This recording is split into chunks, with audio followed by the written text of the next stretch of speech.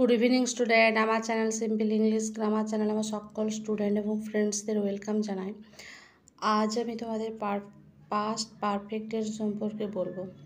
তো past perfect tense কাকে বলে আগে বলি না, অতীতের কোনো কাজের আগে একটি ঘটনা ঘটেছিল এমন অর্থে ফার্স্ট পারফেক্ট টেন্সটি ব্যবহার হয়। তো দেখো, আমি রেখেছি এখানে কয়েকটা এক্সাম্পল, যে ডাক্তার আসিবার পূর্বে রোগীটি মারা গেল। তো সেক্ষেত্রে ট্রান্সলেশন কী করব না, the patient had died before the doctor came. তাহলে এটা কি করেছি, দ্য পেশেন্ট হ্যাড ডায়েড, মানে এটা হবে আমার পাস্ট পারফেক্ট টেন্স, আর এটা হয়ে যাবে সিম্পল পাস্ট বা পাস্ট ইনডেফিনিট টেন্স। এরপর 2 নম্বর রেখেছি, দেখো যে শ্রেণীকক্ষে শিক্ষক প্রবেশের আগে ছেলেরা চিৎকার করছিল।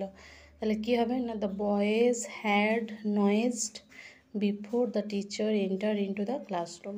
তাহলে এক্ষেত্রে কী হবে না, প্রথম যে টেন্সটি আছে দ্য বয়েজ হ্যাড নয়েজড, এটা হয়ে যাবে পাস্ট পারফেক্ট টেন্স, আর before the teacher enter into the classroom এটা হয়ে যাবে সিম্পল পাস্ট বা পাস্ট ইনডেফিনিট টেন্স।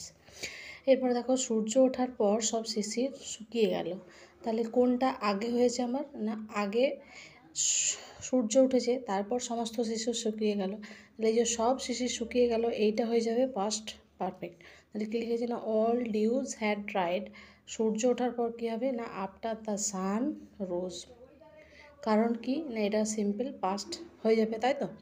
এরপর দেখো রেখেছে, আমি স্টেশনে পৌঁছাবার আগে ট্রেনটি ছেড়ে দিল। তাহলে কী হবে না, the train had left before I reached at the station.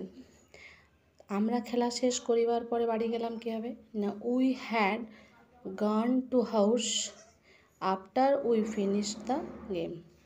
তাহলে সেম একই নিয়ম কি রেখেছি এক্ষেত্রে না, হ্যাড আর মেন ভার্বের থার্ড ফর্ম। তাহলে আজকের ভিডিওটা আমার এই পর্যন্তই রইল। খুব তাড়াতাড়ি দেখা হচ্ছে নতুন একটা ভিডিওর সাথে।